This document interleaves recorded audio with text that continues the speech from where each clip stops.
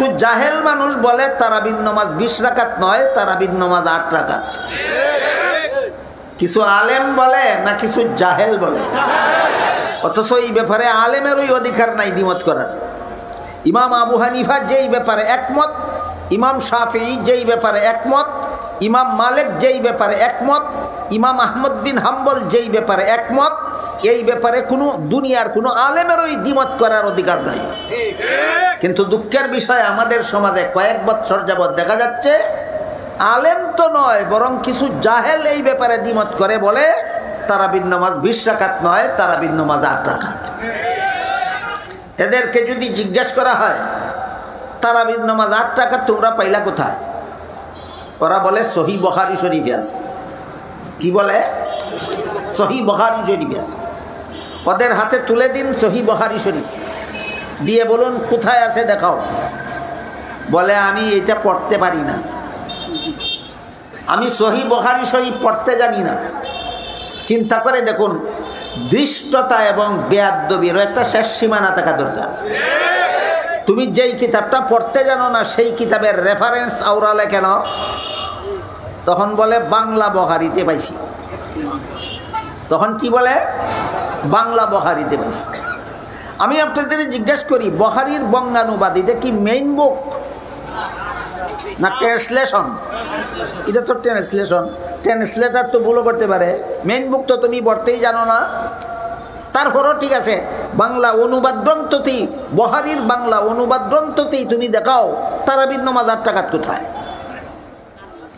বুখারীর এক হাদিসে উল্লেখ আছে, রাসূল করিম সাল্লাল্লাহু আলাইহি ওয়াসাল্লামের বিবি উম্মুল মুমিনিন হযরত আয়েশা রাদিয়াল্লাহু তাআলা আনহা বলেন, রাসূল করিম সাল্লাল্লাহু আলাইহি ওয়াসাল্লাম এশার নামাজের পরে আর ফজরের নামাজের আগে গভীর রাতে যে নামাজগুলি পড়তেন, এগুলি কিন্তু সিরাতুন নবীর অংশ, নবীর জীবন ইতিহাসের অংশ কিনা। আল্লাহ রসুল এশার নামাজের পরে ফজরের নামাজের আগে গভীর রাতে কিছু নামাজ পড়তেন, এটা কি নবীর জীবন ইতিহাসের অংশ নয়? এটা সিরাতুন নবীর অংশ। রাসূল করিম সাল্লাল্লাহু আলাইহি ওয়াসাল্লাম এশার নামাজের পরে ফজরের নামাজের আগে গভীর রাতে যে নামাজগুলি পড়তেন, এইগুলিকে হাদিসের ভাষায় সলাতুল লাইল বলা হয়, অর্থাৎ রাতের নামাজ। গভীর রাতে রসুল যে নামাজগুলি পড়তেন এগুলিকে রাতের নামাজ বলা হয়। বুখারী শরীফের হাদিসটা হইল আল্লাহর রাসূল সাল্লাল্লাহু আলাইহি ওয়াসাল্লাম রাতের নামাজগুলি বিতির সহ 11 রাকাত পড়তেন। রাতের নামাজগুলি, গভীর রাতের নামাজগুলি রাসূল বিতির সহ 11 রাকাত পড়তেন। এই 11 রাকাত থেকে 8 রাকাত যদি তারাবির ভাগে রাখতে হয়, তাহলে বিতিরের ভাগে কত রাকাত হয়? 3 রাকাত। যারা বলে তারাবির নামাজ 8 রাকাত, তারা বলে বিতির নামাজ 1 রাকাত। হিসাব মিলল? তোমার পেশ করা হাদিসের দ্বারা তারাবির নামাজ 8 রাকাত প্রমাণ হয় কিনা আমরা পরে দেখব। আগে কিন্তু প্রমাণ হয়ে গেল বিতির 1 রাকাত নয়, বিতির 3 রাকাত। এটাকে বলে খেচু করতে গিয়ে সাপ বের হয়ে গেল। তারাবির নামাজ 8 রাকাত প্রমাণ করতে গিয়ে 8 রাকাত প্রমাণ হওয়ার আগেই বিতির 3 রাকাত প্রমাণ হয়ে গেল। রাসূল রাতের নামাজ বিতির সহ 11 রাকাত পড়তেন।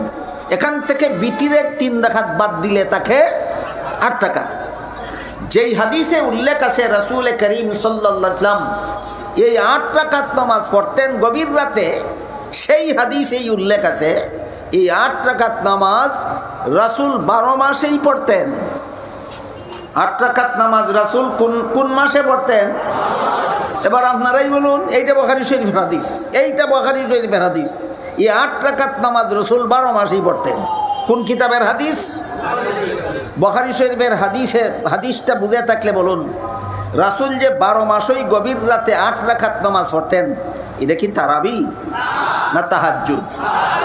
কোন হাদিসের দ্বারা কিসের দলিল দিল?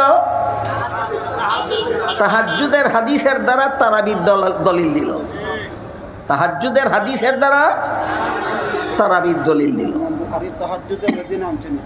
এবং ইমাম বুখারী এই হাদিস তাহাজ্জুদের শিরোনামের অধীনে উল্লেখ করেছেন। কোন শিরোনামের অধীনে? তাহাজ্জুদের শিরোনামের অধীনে। তাহলে এইটা কি নবীর হাদিস নিয়ে লুকোচুরি নয়? নবীর হাদিস নিয়ে লুকোচুরি করে আর নিজেদেরকে আহলে হাদিস নাম দেয়। এটা হলো এই সরল মুসলমান জাতির সাথে নবীর সরল উম্মতের সাথে ধোঁকাবাজি ছাড়া আর কিছু নয়। তাহলে এরা বুখারীর দোহাই দিয়ে যে দলিল দিল, বলুন সেই দলিলটা তারাবির দলিল না তাহাজ্জুদের দলিল? সেই দলিল তারাবির দলিল নয়, এটা তাহাজ্জুদের দলিল। আল্লাহর রাসূল সাল্লাল্লাহু আলাইহি ওয়াসাল্লাম স্বাভাবিক অবস্থায় তাহাজ্জুদের নামাজ 8 রাকাত পড়তেন। যেদিন বেশি ভালো লাগতো এই দিন আরও কিছু বেশিও পড়তেন, যেদিন শরীরটা একটু খারাপ লাগতো এই দিন কিছু কমও পড়তেন। বেশিরভাগ সময় আল্লাহর রাসূল তাহাজ্জুদের নামাজ 8 রাকাত পড়তেন। এই জন্য 4 মাযহাবের 4 ইমাম ঐক্যবদ্ধ সিদ্ধান্ত দিয়েছেন তারাবির নামাজ 20 রাকাতের কম নয়। এটা কিসের উদাহরণ? মুস্তাহিদ ইমামগণের ইজমার উদাহরণ। তাহলে 20 রাকাত তারাবি, এই ইসলামের বিধানটা আমরা পেলাম কোথায়? মুস্তাহিদ ইমামগণের ইজমায়। তারাবির নামাজ 20 রাকাত ইসলামের এই বিধানটা পেলাম কোথায়? মুস্তাহিদ ইমামগণের ইজমায়। আর ইজমাও ইসলামী শরীয়তের দলিল। এই কথাটাই 59 নম্বর আয়াতে আল্লাহ বলেছেন আতিউল্লাহের মর্ম হলো ইসলামের যে বিধান আল্লাহর কোরআনে পাও সেই বিধান কোরআন থেকে গ্রহণ করো। আতিউর রাসূলের মর্ম হলো ইসলামের যে বিধান রাসূলের হাদিসে পাও সেই বিধান রাসূলের হাদিস থেকে গ্রহণ করো। ওয়া উলিল আমরি মিনকুমের মর্ম হলো ইসলামের যে বিধান কোরআন হাদিসে পেলে না সাহাবায়ে কেরামের ইজমায় পাও সেটা সাহাবায়ে কেরামের ইজমাত থেকে গ্রহণ করো। ওয়া উলিল আমরি মিনকুমের দ্বিতীয় মর্ম হলো ইসলামের যে বিধান মুস্তাহিদ ইমামগণের ইজমায় পাও সেই বিধান সেখান থেকেই গ্রহণ করো। ওয়া উলিল আমরি মিনকুমের তৃতীয় মর্ম হলো ইসলামের যে বিধান যুগ শ্রেষ্ঠ আলেমগণের ইজমায় পাও সেটা সেখান থেকেই গ্রহণ করো। এবার আমরা তৃতীয় প্রকার ইজমার উদাহরণ বোঝার চেষ্টা করব।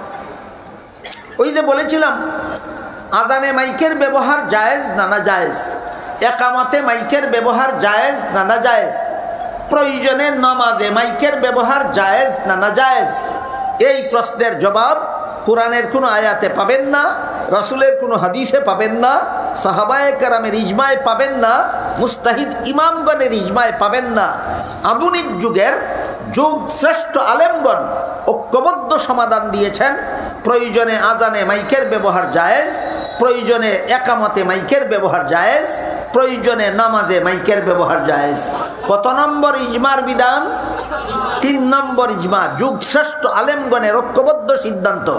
এই ইজমার বৈশিষ্ট্য হলো যারা আলেম নয় তাদের দ্বিমত করার অধিকার নাই।